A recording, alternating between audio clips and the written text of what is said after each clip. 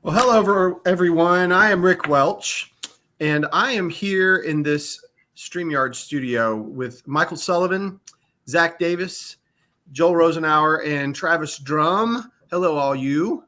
Hello. What's up, Hey, Rick? Rick. So, we've been talking together about this, doing a study in Revelation. Mike and I started one with Joel probably about a year ago, and then we all had other things. And I think it's been about a year, and we started it, and then that was it. I think we did one episode, and then we got all really busy.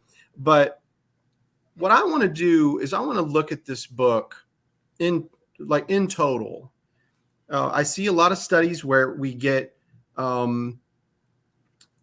portions of this book, and much like the way David Chilton took us through the days of vengeance and was just one of the most amazing books, I want to discuss it. I want to discuss this book from start to finish from the fulfilled perspective, which is the perspective that all of us have.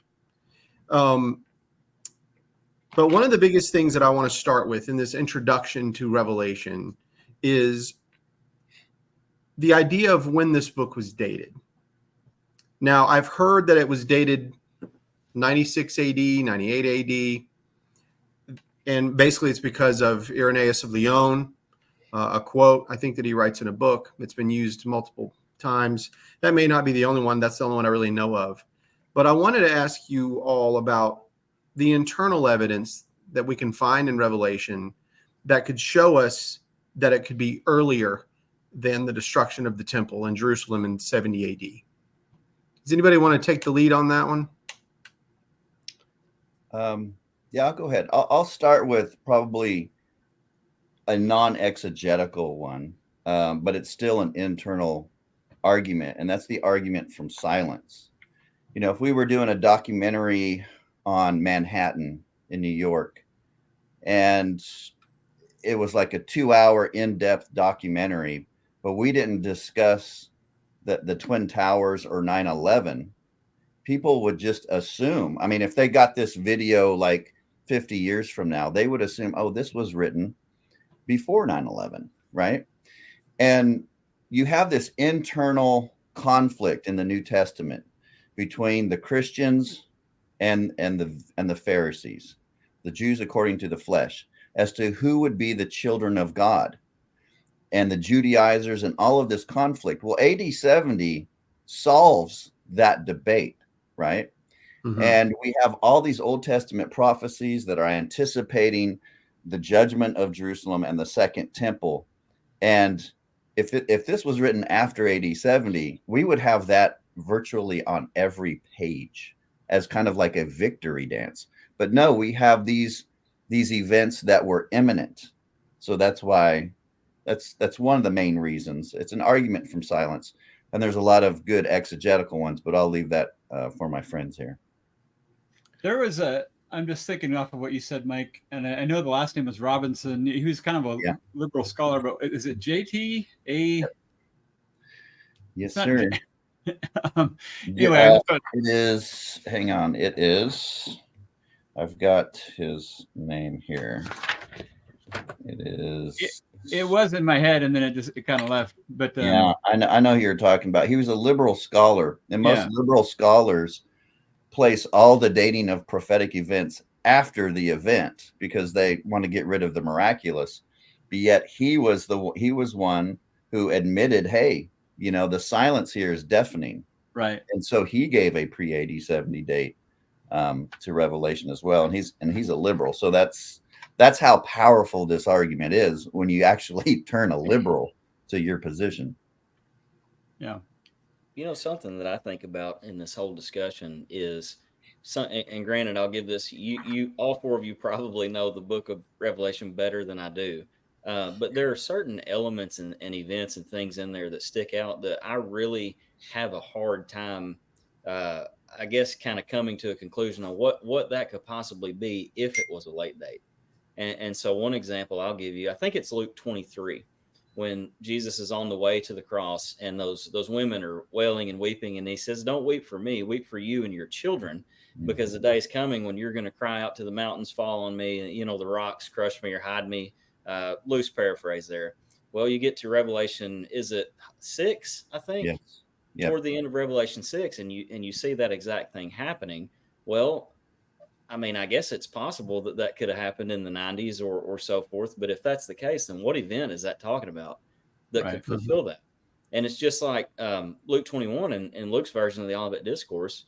Jesus is talking about how the city is going to be trampled by the nations until the times of the Gentiles are fulfilled. Well, Revelation 11, the city is going to be trampled or trodden underfoot by the Gentiles for 42 months, which is tethered back to Daniel's times, and half a times.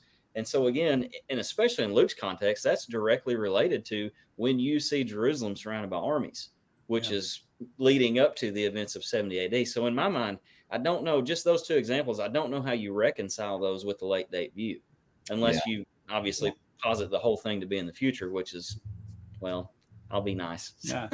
Well, this along those lines too, and there are some, really specific passages too, that I've gotten, you guys have, that we can get to, but just in a more general sense, since we're kind of doing this as an introduction, I've heard a lot, and maybe you guys have too, or maybe our listeners as well, if a revelation is actually later, that destroys a fulfilled view, that destroys preterism. And what I would say is it does more than that. It destroys almost the inspiration of Scripture, because what event would be around that time if it was written later? And then you'd have Revelation being an outlier that sort of had nothing to do with the rest of the Bible. So I think if Revelation is not written in an earlier day, we have a much bigger problem than preterism being destroyed. Does that make sense? Mm-hmm. Yep. And also the book of Revelation is John's version of the Olivet Discourse, kind of piggybacking off of what Travis said. So they're both anticipating something imminent. That's the fall of Jerusalem and the temple. Yeah.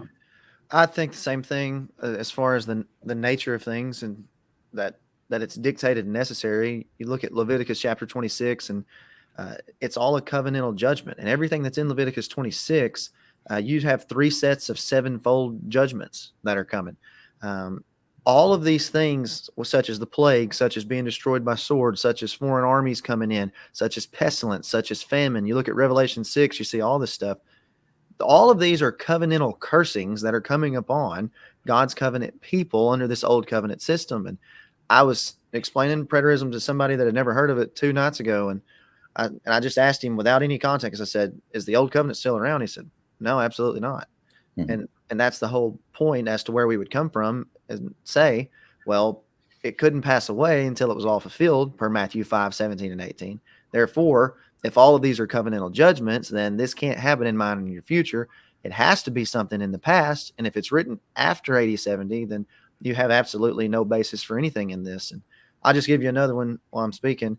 And I think probably the biggest and most obvious, clearest thing for me in the book of Revelation is who Babylon the harlot is, and that it's old covenant Israel, and that she would be judged in their generation for killing the saints and the martyrs of Jesus. And if she's judged in Revelation 18 as Babylon the harlot, it coincides perfectly with Revelation 2:9 and 3:9 when it says that they claim that they were Jews, but were actually a synagogue of Satan. And that's exactly who that is pertaining to the old covenant system again. So you don't have anybody to pin that on in the future. There's nobody else in history ever that could be Babylon the harlot. So this judgment can't be in my or your future. It had to be in the future of the writer of Revelation, soon to take place, who'd be crushed under their feet. And it only leaves you one option. So that's 2 internal evidences for me, that it's a covenantal lawsuit and who the harlot has to be. And Zach, I would tether what you just said directly back to Isaiah's little apocalypse, Isaiah 24 through 27, and you read passages. Well, death is swallowed up. The wedding supper happens. All these eschatological events occur when the fortified city is made desolate, when the altars are turned to chalkstone, et cetera, et cetera. Well, if that coincides with the book of Revelation, and that wasn't fulfilled in AD 70, then again, the question to beg is, well, what could it have been?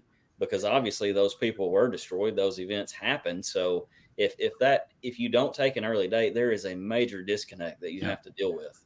All right, let's be general and generic again. If in Acts 24 and Acts 26, Paul says that he teaches nothing other than what's found in the law and the prophets in the Old Testament, then go find me an Old Testament prophetic text that points you past AD 70. There's another problem.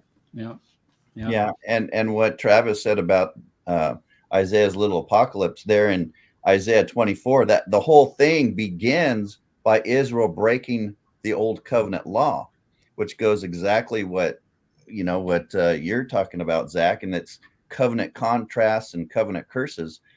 Luther didn't understand why the book of Revelation should be in the New Testament. He said that it doesn't correspond with the rest of the New Testament epistles. But here's the thing that he was missing. Other than the time text and how it's referring to an imminent judgment upon Jerusalem, where he really missed it is what Zach was talking about. The construction of Revelation is a covenantal contrast.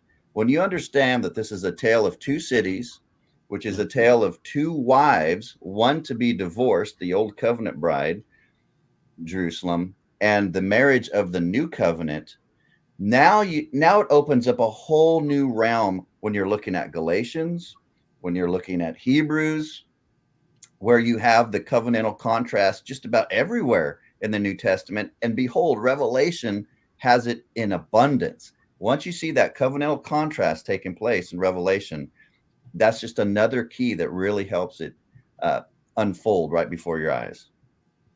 Yeah, you've got one thing I've done sometimes is you've got kind of along those lines, you've got Revelation 21, where it talks about the New Jerusalem coming down as identified as a bride. And if you ask most believers, are we the bride of Christ now? They would say yes.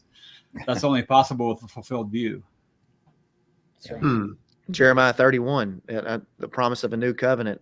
And though they broke the covenant, though she was a bride to him. I mean, that's your whole contrast. So.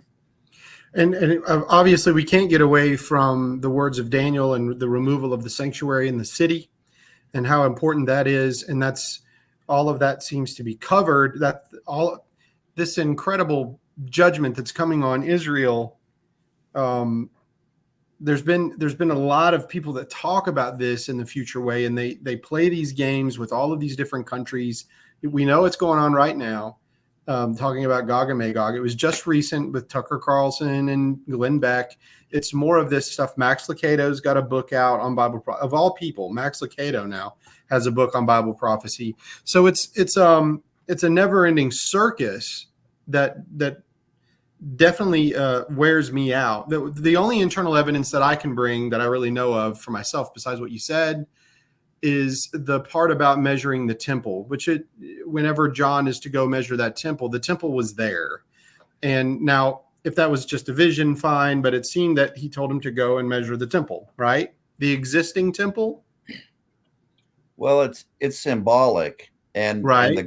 and the Greek word for temple that he's to measure is naos. It is used of the most holy place. Sometimes it refers to the entire temple structure. But in the book of Revelation itself, every time it's used, last time I studied it, it's referring to the most holy place.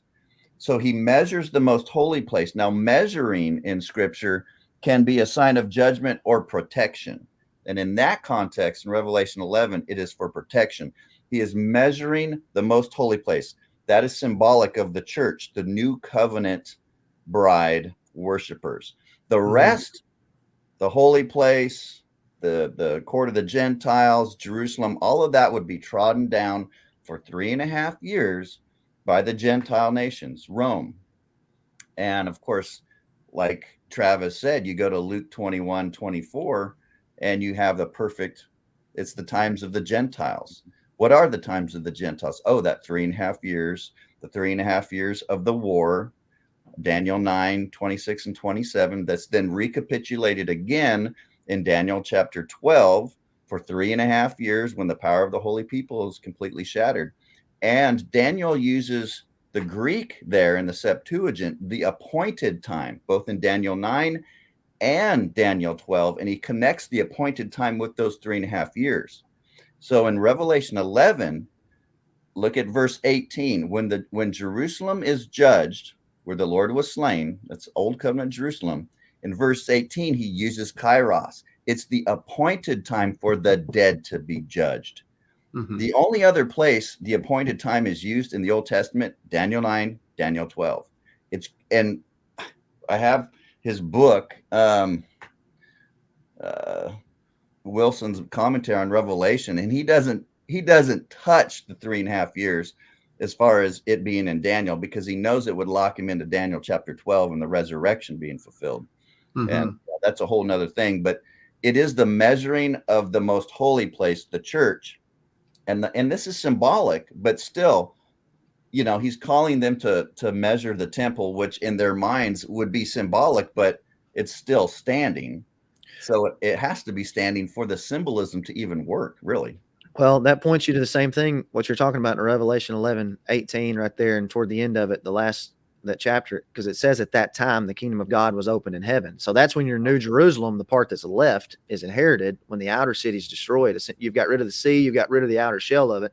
Now what's left is the Holy of Holies and the new covenant.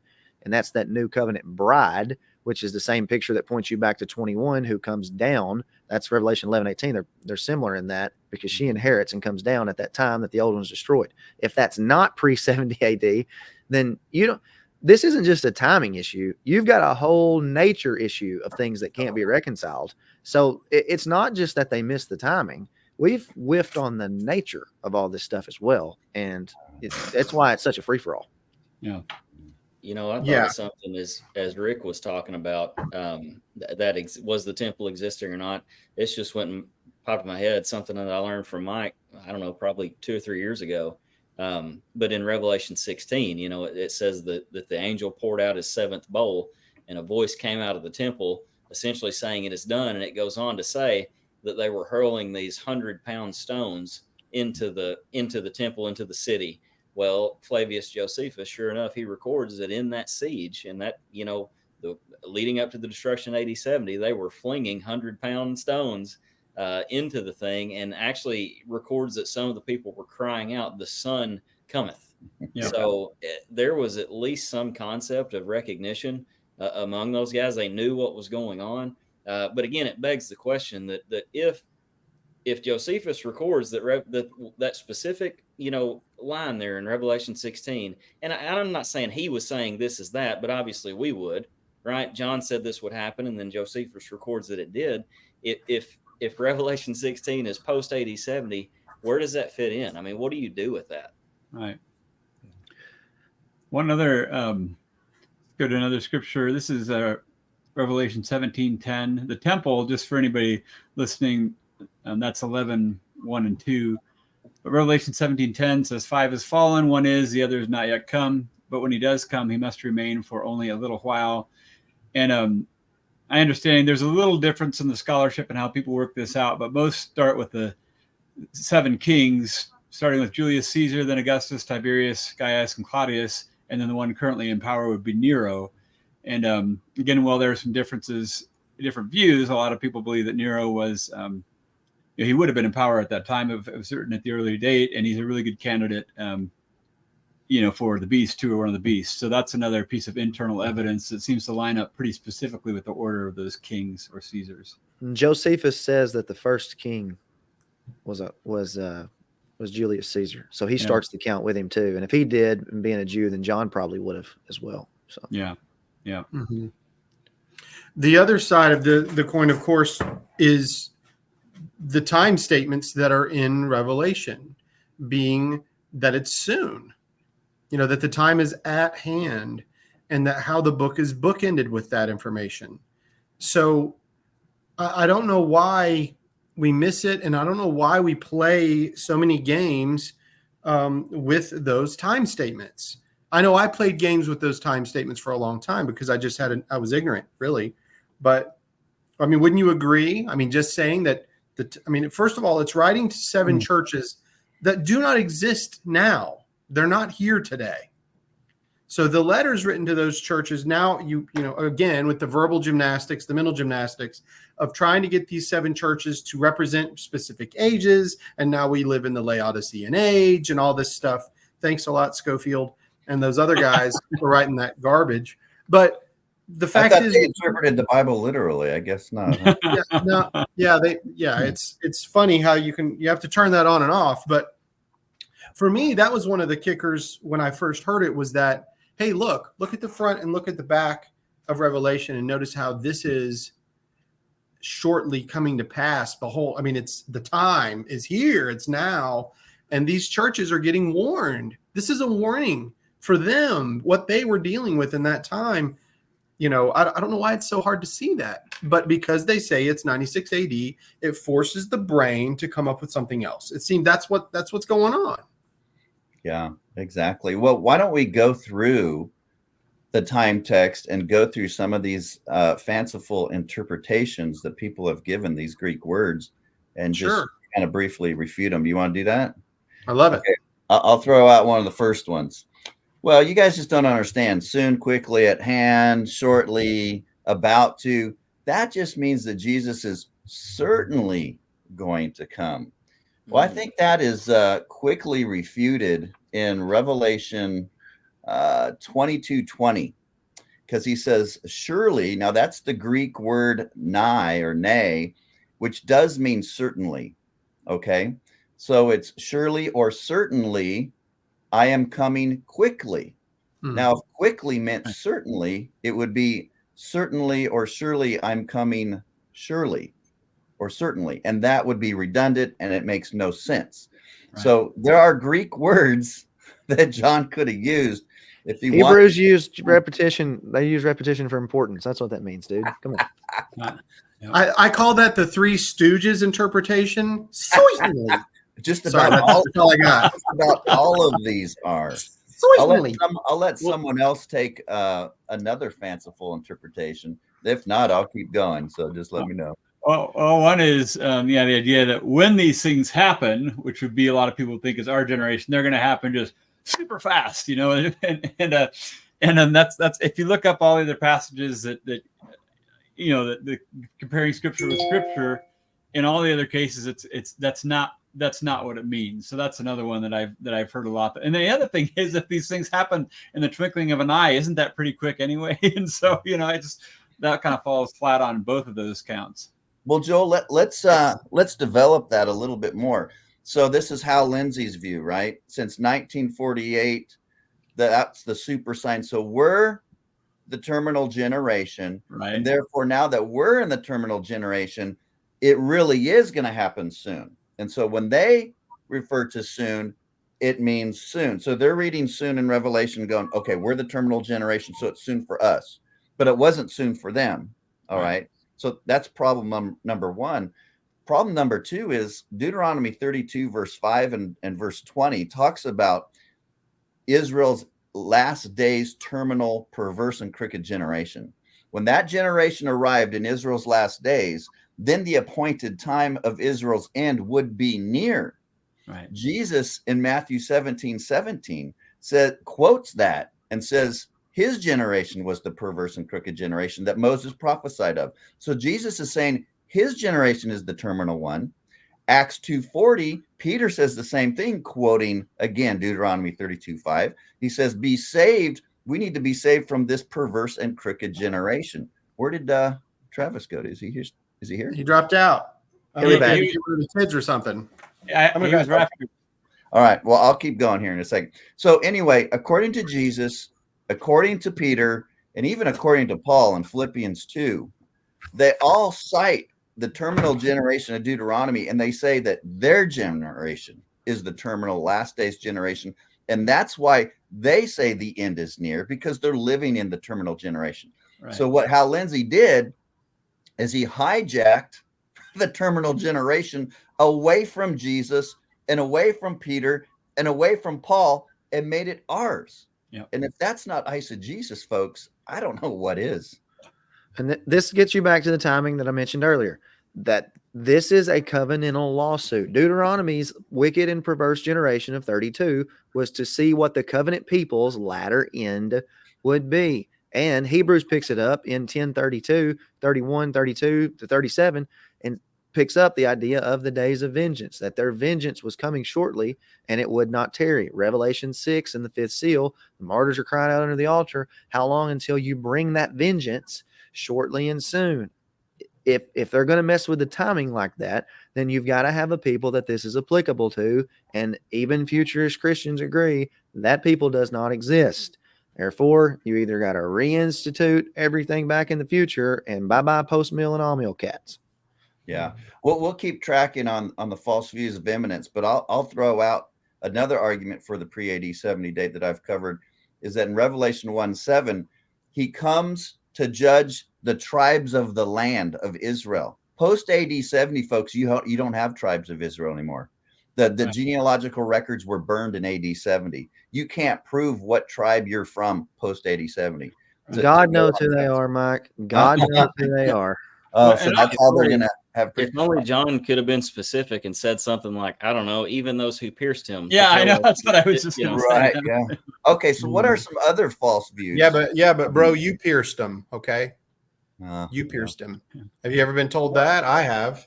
Yeah. We all pierced him. Yeah. Yeah. Mhm. One other thing I think is really powerful along these lines, it's Revelation 1:19, where it says, write down what you have seen, the things that are now happening, and the things that will happen. So if, in a futurist view, you'd have, because I don't think anybody could argue that verse is saying some of these things had already happened at that time. Some were happening right as John was writing, but now we're going to put a pause for a couple thousand years or so, and the rest of them will happen someday. Mhm. Well, Joel, that's really good, because I was responding to Doug Wilson in his debate with an all-millennialists in Revelation 10:11, and he kept talking about the already and the not yet. Well, Joel, you're hitting the nail on the head, because we have the inspired outline of the book in Revelation 1:19. It's about things in the past, about things of which are, there's your already. I mean, John's in the tribulation with them. That's your eschatological already. And then the things which are about to be fulfilled. There's your not yet. That's not a 2,000 plus years not yet. That's an about to be not yet. The prophecy of this book, singular, would be fulfilled shortly. There's no verses in there, Revelation 27 through 15, that are exempt from the timing of fulfillment at all. Yeah, and you've got, and then I'll be quiet because I know I just chimed in again. But another thing that really hit me, maybe a few months ago, but just in the first, few verses of Revelation, not only do we have the time statements there, but who have you got? You've got the Father, the Son, an angel. You've got an inspired apostle, and then the church who he used to give this to. And I'm thinking, so maybe you could say, well, maybe the people receiving it, maybe they missed something. Maybe they didn't quite get it. Well, maybe John quite got it. But so the angel, maybe they missed it. The Son missed it. And there's no way. And I think there's a reason that, that the Spirit has that there, because it's so strong from the Father all the way through the Son to an angel to inspired prophet. And so if somebody missed this, they all missed it. That means the Father also didn't know the appointed time, and you might as well sort of throw the whole thing out. I mean, maybe that sounds too strong, but that's the way I feel about it. So I was, I'll say this: Eschatology Matters. I'm sure you guys are familiar with those. There was a pretty big name guy, post-millennial guy, that did a thing like, I don't know, 4 or 5 days ago on preterism. And I listened to it, and he specifically was talking about imminency in the book of Revelation. And he talked about how in verse 1, it says things that shortly come to pass. Verse 3, blessed are those that hear, this prophecy. And he's making the point that this is relevant to them. That those 7 churches were the ones that were going to hear this. And he said that, I typed this quote out because I thought this was good.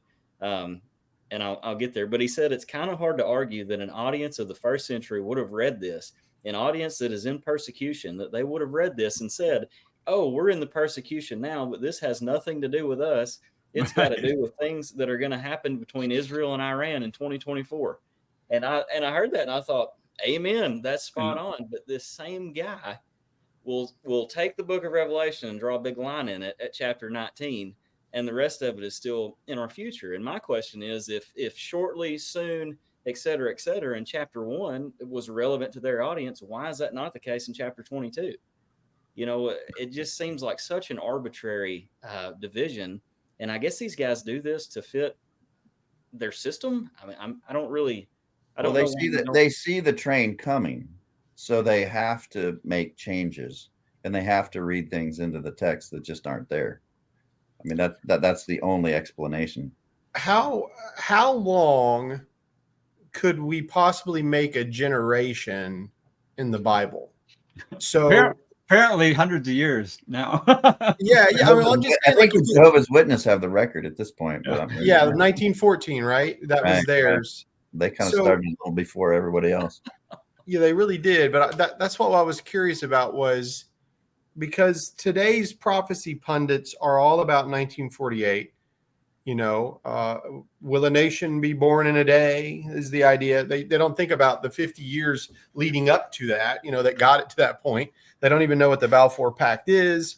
But regardless, the church apparently, because that's yeah.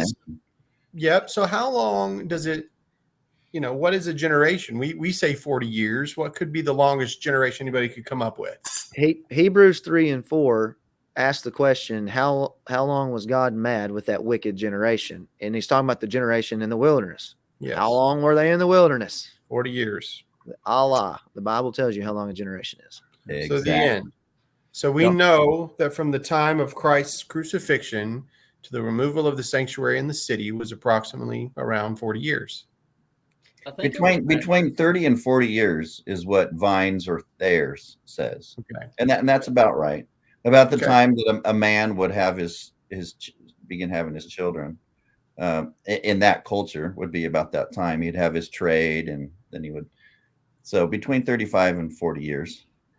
So does anyone know the argument for the late date? I saw Zach. Thank you. It was, it says Revelations were wrote in 96 during the time of Emperor Domitian. It was a scary way how you typed that. It looked like you were taking like a ransom note or something. But anyway, am I right? The only argument that anyone has for the late date is Emperor Domitian and Irenaeus' statement. Yeah.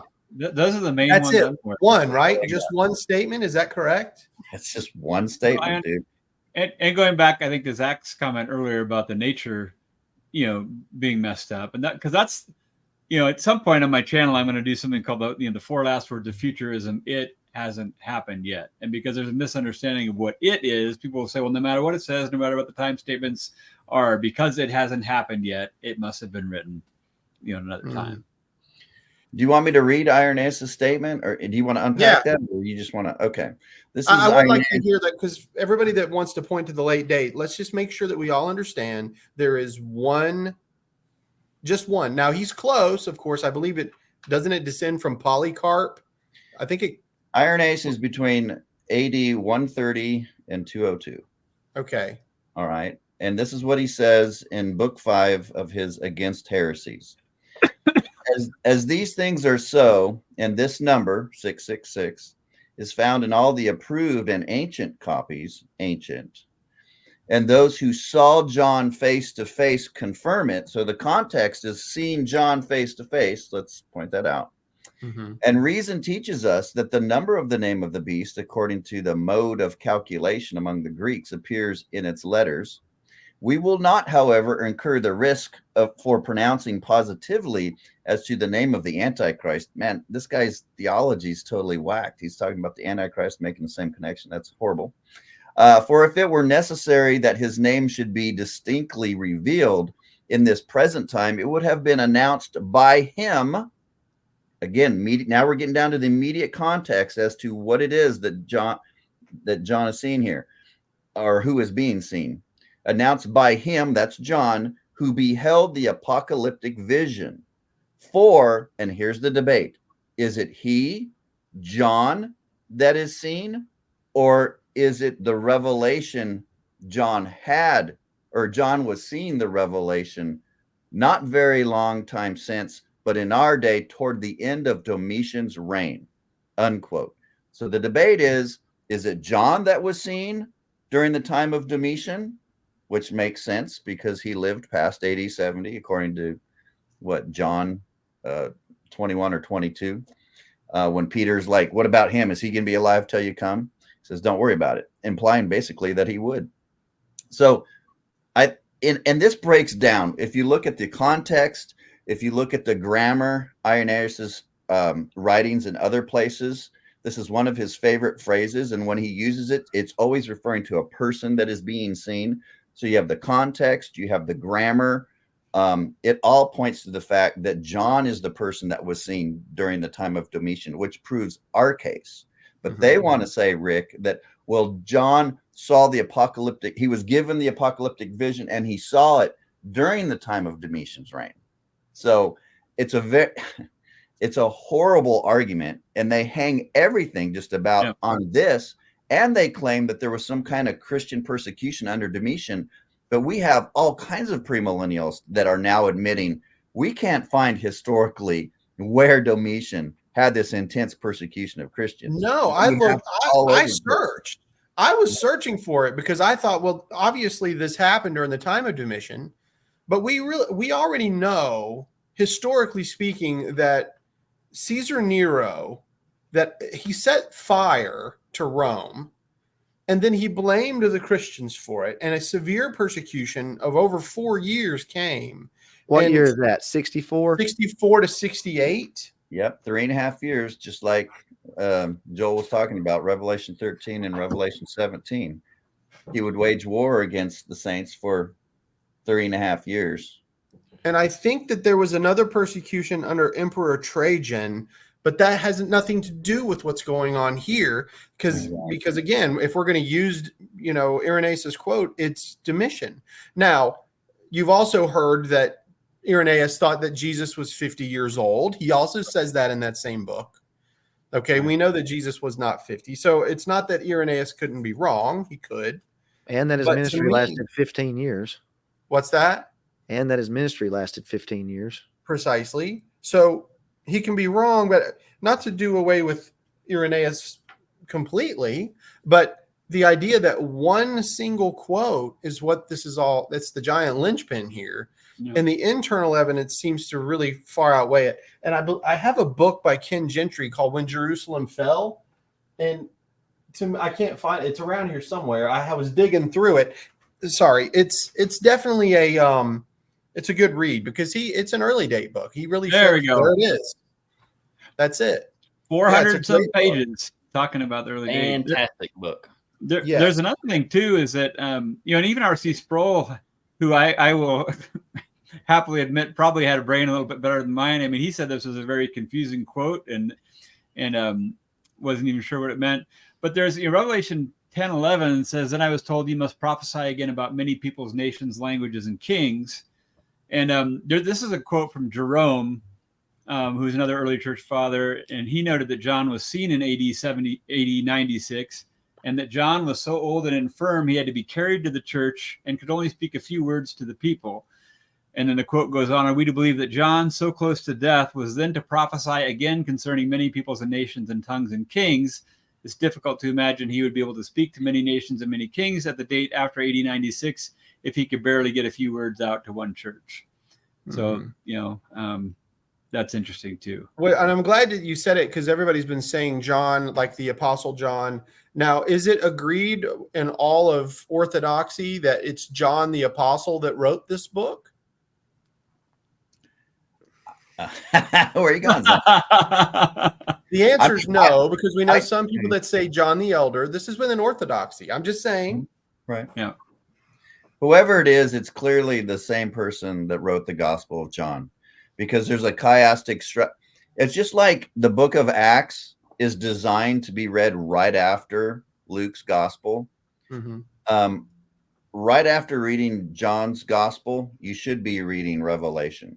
And Warren Gage is an excellent Reformed guy who develops that. And he shows how there's just this perfect, beautiful harmony of themes and structures between the Gospel of John and the book of Revelation. So it's the same author. I don't care who you say it is. It's the same one would be my Right, and that's fine. I'm just saying that within Orthodoxy, that some would consider John the Elder, which is not John the Apostle, as the writer of these books, or at least Revelation. I don't know. I'm not making a call in that regard. I would agree that the writer of John and Revelation are the same author. I'll say that. Why do some people think it's not John the Apostle? Why do they think it's somebody else? Why? Yeah, people have never heard this. Why? Yeah, I mean, why do some people think that the author is not John the Apostle, but they think that it's? I know that someone named Rick Welch had a series on that on a podcast where he talked about some of those things. Yeah, I mean, I've went through several different studies, and I can't come to perfect conclusions about everything, but to me, the evidence within Revelation itself, to me, tells me all that I need to know about when it was written and what it was written for and to whom it was written. I don't need to have a late date seems ludicrous. And because of that late date, people hold on to that, which is going to bring me to the next topic I want to ask you guys about. Guys, I grew up in an atheist home. By the time I was 10, I became a believer. And then from the time I was 10 until about 3 years ago, I was a dispensational wackadoo that was always worried about what's going to happen in my world. Now, this book by Frank Gumerlock, I don't know if you guys have ever read this book. You can see how thick it is. From the first century all the way to today, the church has been making these claims over and over and over. Newspaper eschatology has been going on for a long time. Yeah, it has. So worrying about whenever he's going to come. But I wanted to know, for each of you personally, if you'd be willing just to give a few minutes to talk about your relationship to this book of Revelation. For me, it was always like a scary book. Before I read the Bible, I was reading Revelation because that was the most interesting book. That should have been the last book I ever read out of the Bible. But I tried to figure it out. I tried to read other people like Hal Lindsey and David Jeremiah, you name it, across the board, these people that write prophecy books, to try to understand it. And every time I closed a book, I walked away completely hopeless because I thought, who could ever figure this out? And always wondering, when my kids were born, guys, look, Zach and Travis, you guys have young children. Joel, you have young children. So do you, Mike, kids that are at home. All my kids are grown now, but when my kids were little, guys, I was terrified. I thought the end of the world's coming. We've got, Y2K. Oh, here we go. There was always something happening. And there's something going on right now. People are talking the Glenn Beck, Tucker Carlson. Now we have Gog and Magog, guys. Now it's finally arrived. It's like, oh, more of this. And it keeps people so messed up and so worried. Do you guys have a similar kind of story? Or what was your relationship to Revelation prior to becoming a preterist? I met Nikolai Carpathia in about the 5th grade. So, oh, wow. So you read that series? No, we watched it in Sunday school class. Oh. We watched the old movies. I don't know that I really had a relationship with it as far as, younger and growing up. I probably didn't give it much thought. And even in my studies to preterism, it really didn't start in Revelation. Mine was in the prophets and some other things. And I remember one of my hangups being with it, though, as far as not even full preterism, but partial preterism, and specifically what the post-millennials were doing and making so much of it in the past, was just the way that the wording would be used. And that was a hang up to me to get to where I was. And I tell people this all the time. Somehow or another, I got tossed into the eschatology world, but it was never really about eschatology. This whole thing was about hermeneutics and the way you interpreted the Bible. So I can remember coming from a premill mindset and saying, well, how am I going to look at the book of Revelation and all this stuff is going to be symbolic? Well, that's overwhelming to think about. And even though the premills do it in a far different way than we do, but my relationship with it has been slow, because now I can look at, hey, there's locusts in Revelation 8 and 9. Oh, there's locusts that are coming as armies all over the Old Testament, specifically back in Joel chapter 2. Hey, there's grass that's getting burned up here somewhere down the end. Oh, Isaiah chapter 40, verses 6 to 8. All flesh is like grass. Oh, there's trees that aren't harmed. Oh, Psalm 1, blessed is the man, he's like a tree planted by rivers of water that's upright.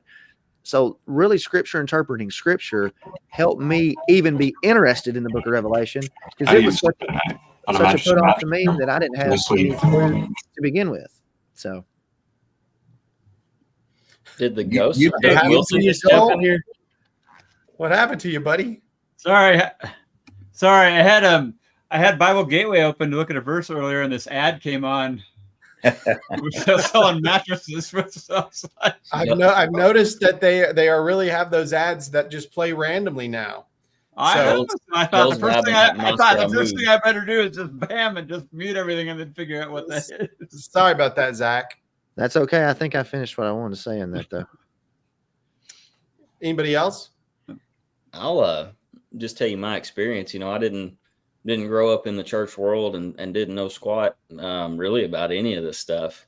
And my first study, we were at the local mega church here down the road from where we live now, and he went verse by verse through the book of Revelation on Wednesday nights, premillennial dispensationalism, I mean, to the T.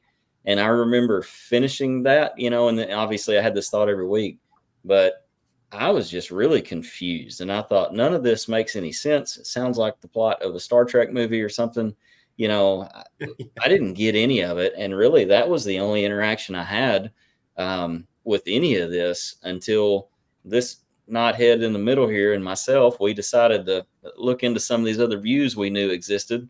Didn't know anything about them at the time. And fast forward, and obviously you see where we wound up. But I agree with Zach. The book of Revelation had very, very little to do with my coming to the preterist view. To be honest with you, I haven't gone through it verse by verse since becoming a preterist. And so I'm really excited about what we're doing here. I think it's an important book. I think there's a lot of really good stuff in there, but it didn't have that effect on me. Eschatology as a whole really, really didn't have that effect on me like it did a lot of folks. You want me to do that? I'm sorry.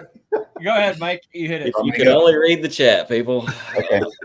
So I grew up in Calvary Chapel, Costa Mesa, or Santa Ana. So I grew up under Pastor Chuck Smith and a big mega church there. And of course, he was getting his theology from Hal Lindsey. So I kind of grew up going to that Christian school there at the church as well. Grew up hearing this all the time, being younger, that the rapture was going to happen in 1981. That didn't happen. Then the Lord saved me in 1986.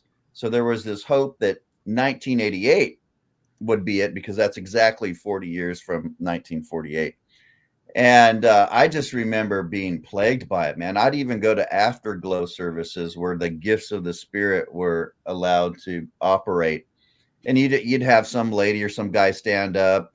Someone would speak in quote unquote tongues, which was just a bunch of gibberish. And then an interpreter would stand up, quote unquote, and say, "My little flock, I'm coming for you soon." And I'm thinking, there's nothing, number one, there's nothing miraculous about that. But number two, just the manipulation there, because now the Holy Spirit is supposed to be confirming this newspaper eschatology through a prophet and through miracles. And it's just a big, big mess when you enter in the charismatic stuff with these things, because these guys really think that they're prophets. And so I thought, man, this really blows, because I want to get married. I want to go to college. I want to start a family. And then it was kind of a guilt trip, like, oh, well, Jesus isn't enough. I want these carnal things, right? I mean, I want to be with Jesus in the rapture.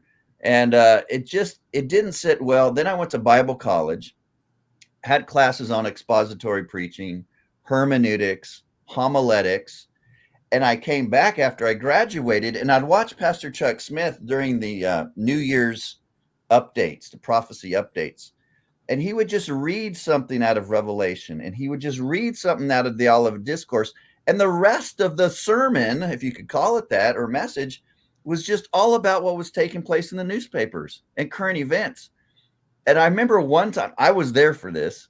I don't know if you guys remember, Gorbachev had a big, mole, not a mole, but some kind of birthmark or something on his forehead, right? The mark of the beast. I was there when he said, "We think that we can see 666 in there." Yeah. And everybody, he wasn't expecting this. Everyone started laughing. And then he started laughing with it. But that's how bizarre the church that I was in, I mean, that's all this thing was. This was their entire life. This was their secret sauce to growing Calvary Chapels nationwide, just like Jehovah's Witnesses, just like Mormonism. It's just like Seventh-day Adventists. It's always this newspaper eschatology that drives in even non-believers, because even non-believers are interested about the end of the world and prophecy. And it produces false converts as well. Yeah. I'm more along the lines of Rick and Mike. I mean, my first church I was a part of was a Calvary Chapel church, and so I got the stuff all the time. And I bought it hook, line, and sinker. I'm the kind of person where I tend to be pretty committed to whatever is in front of me right at the time. And so, yeah, Hal Lindsey's already been mentioned, Left Behind series, Jack Van Impe and Rexel, maybe a couple of you guys are too young for them, but I mean, I was all over this stuff. And, it's been mentioned already too, that Revelation being John's Olivet Discourse, but I don't remember which. I was reading a book or listening to somebody that said that. This is probably like 3 years ago now, maybe 4 years ago, and that blew me away. Made a lot of sense. But I wasn't so like I literally have one friend who had to, like, was so disturbed by all this, was a dispensationalist. He was like between the ages of 16 and 17. He was checked into like a psych clinic, because and you do hear stories about that. I'm not saying they're normative, but this really freaks people out. I wasn't like that, but I would say the biggest problem for me in terms of how to live as a Christian is I did believe this whole world was bad, evil, wicked, because every time I read the Bible and saw wicked generation, perverse generation, it was always right now. And I couldn't kind of wait to get out of here, and everything's horrible and everything's falling apart. And because of that, I don't think I was very fruitful as a believer in a lot of ways. I wasn't probably helping a lot of other people. And that's one of the big problems. God creates a world that he says is good, but we're thinking, the whole thing is just wicked and worthless, and it's all going to hell. And it does affect how we live. So that's a big part of it for me. Well Yeah. said, That Calvary Chapel group, is that where Greg Laurie is from? Yeah. Yes. Yeah, so he's still putting this kind of stuff out. I He's remember still reading regurgitating. constantly. And John Corson can't, you were talking about how long is a generation? Well, they were saying it was 40 years, minus 7 years for the rapture, 1981. And then, well, maybe we got it wrong. 1988, 40 years. Well, then John Corson came along and he says, well, maybe it's 55, and then some others said 70. And then, Dave Hunt comes along and says, here, hold my beer, and says it's 100. And like Zach said, Zach gave you what the scripture tells you the definition of a generation is. You don't have to go beyond what is written to understand what it is. Now, Zach, the way that you defined this as a covenantal judgment from Leviticus 26, now, do you see dispensationalists or futurists that are doing this prophecy type talk? Are they defining it as a covenantal judgment today? I think they see some significance to Israel back in it, which is why they rebuild this thing. But no, they view it super global as to where we would see it as local. Right.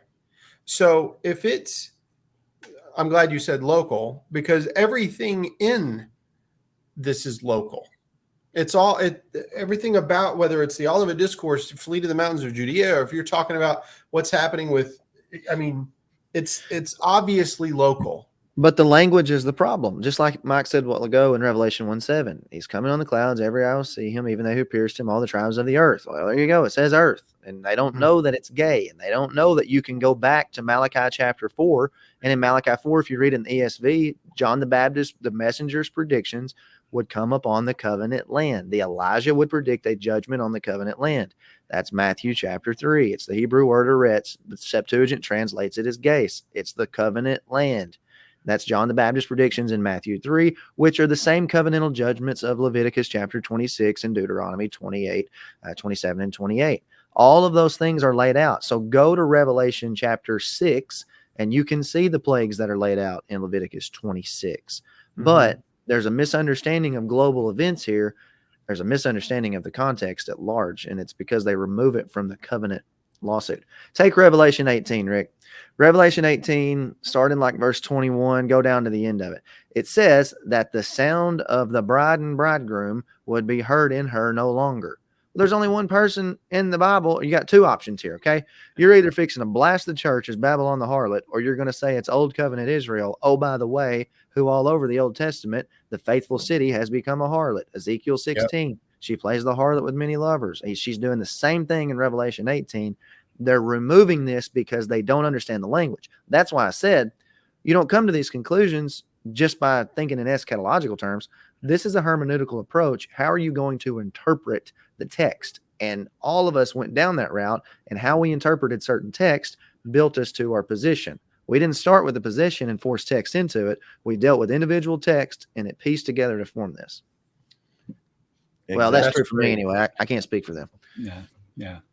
Well, and before we close, I was going to say that when Jesus was at the temple, when he's talking to the Pharisees, he tells them that they're going to fill up the wrath, right? They're going to fill up the wrath against them, from righteous Abel to Zechariah, son of Berechiah. And that he himself, that Christ was going to send to them more prophets and more wise men and scribes. And so we know that Paul being a scribe, Silvanus or Silas, Timothy, these men, Peter, all of these men who are, whether it's prophecy or they're writing these books, they're persecuted. The Jews of Thessalonica, for example, follow Paul and Silas to Berea. We see them persecuting from city to city. Jesus is talking to that specific generation that's in front of him in Jerusalem. And then he cries out, "Oh, Jerusalem, Jerusalem, those that stonest the prophets," right? So just looking at that before you even get to the Olivet Discourse, it becomes very, very obvious to me that everything that's about to take place on them and what he's bringing into the world is all about that time and that people in that moment.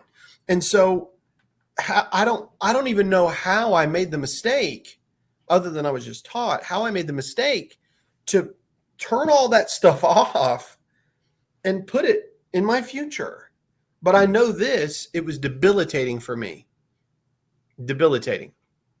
Because although, like, I'll say this like on the Burros of Berea, Sarita talks about this with me quite often. She was raised Southern Baptist, but never heard anything that I've been describing.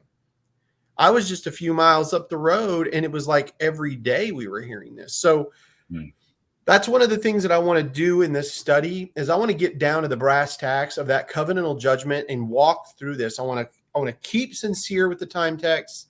I want to take as much as we can from the Old Testament so that we understand the symbology and what's being done. Any of the structures, like you said, chiastic structure from John to Revelation, Mike. Recapitulation. Or recapitulation, all of these things that to help me and also the audience that's listening see how the Lord dealt with this people and how he brought in the New Jerusalem and the new heaven and the new earth that we have today, and what that means for us and our worldview now. Because we can't, frankly, it scares me what some of these people are saying today. I guess it always has been this way, but especially now, I see the younger generation sort of buying into this even more, and it's really sad. This is a little bit. This might be a little bit crude, but it popped into my head at one point. But it's what you were talking about, Rick, where I'm kind of paraphrasing what you said in my own words, but where if you divorce the Book of Revelation from its original context and those people that were actually guilty of those crimes, it would be kind of like as a dad. And I'm sitting around with my children and they've been really disobedient. And I'm telling them, so you've done this and you've done this and you've done this, but don't worry, I'm going to spank another generation 2,000 years later. Right. Yeah. As soon as the grandchild's born, you start smacking the grandkid for what what the dad did. Yeah. It's kind of bizarre. Well, Rick, something that you mentioned there is, or alluded to, is just the fact that theology does have consequences. Mm-hmm. It really does. What we believe affects what we do.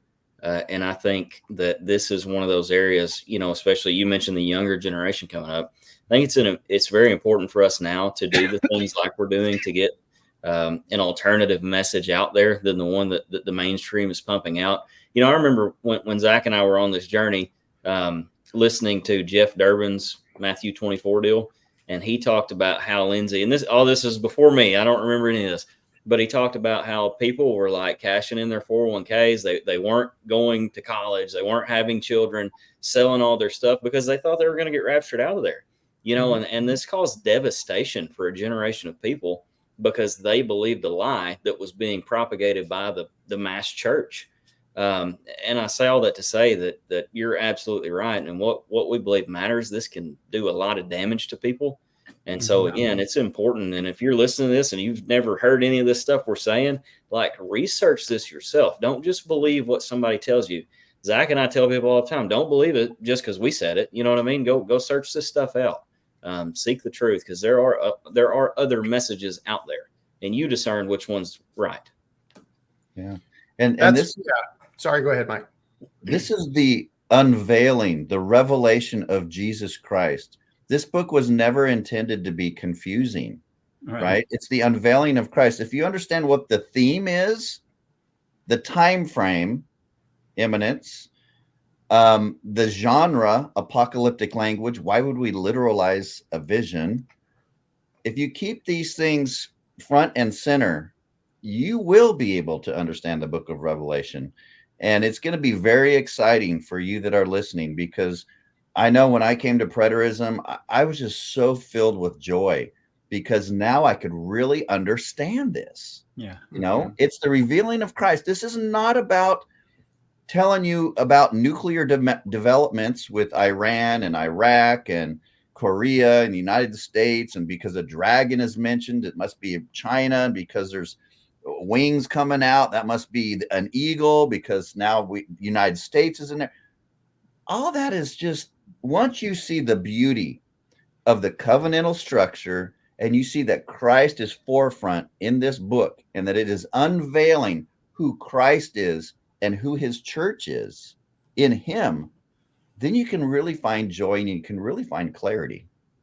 Absolutely. And Mike, I know you didn't tell me to do this, but I wanted to show everybody on here. This book, you guys can get it at fullpreterism.com. And that's the new cover, which is pretty snazzy, isn't it? I really like that cover. But the eschatology of Islam and Zionism, a biblical response. It's a great book, and it's the world we live in right now. We're watching what's going on in Israel. We're constantly concerned about what's going on with Islam and all of this. I'm hoping that through this study that we can really begin to understand what Jesus is revealing to us in regard to that old covenant Israel. So we can really get an understanding of that, so we can see where we really are today. And I did the same thing, Mike. When I finally saw it, I was like, the world is actually a place that we need to get busy helping. We need to really get to work. We have a lot to do. A lot of this will be clarified. And I know Zach, I think, has been doing a study on this, on the rewards of the church. Once we look at what the rewards are of the church connected to the soon coming of Christ, the nature and the beauty of who Christ really is and the glory of his kingdom, that's just going to be unfolded. And it's going to be awesome. Does anybody have any final thoughts before we stop this first episode here? Yeah, just one more thing. You know, how we read the Bible reveals a lot about, what we believe. I think the clothes that we wear reveal a lot about us too. So I need to ask Mike, are you wearing suspenders? No, man. No. Okay, I just checking. I'm curious, Zach, are you wearing a Burroughs hoodie? Man, I am. I represent. That's awesome. I love it. That's good. By the way, have you guys ever seen a super bomb? No. now I have. Yeah. My Wow. company's name is Acme, so one of the guys made me that. It's a super bomb from Acme. That's funny. How much is This one of is- those? Yeah. We're So- going to blow up the futurist There we presupposition. go. There we go. I really This is- appreciate you guys taking the time out on a Sunday afternoon to talk with me. And I'm looking forward to doing this and learning from each one of you. And I hope that our listeners will go and follow each of these guys, go to their Patreon, go to their YouTube channels, like, subscribe, follow their content, share the content. It'll be out on the Burrows much later, but you guys can go to those places and find this. Obviously, if you're seeing it, you're on it, but tell your friends about it too. Okay. Let them know that we're doing this study and share it around and bring more people to it. And let's get talking about it. Amen. Good stuff. Thanks for having me, Rick. Absolutely. Thanks everybody. Zach, Thank you. all of you guys. And we'll talk to you next time. All right. Take care, guys. Bye Take for care. now.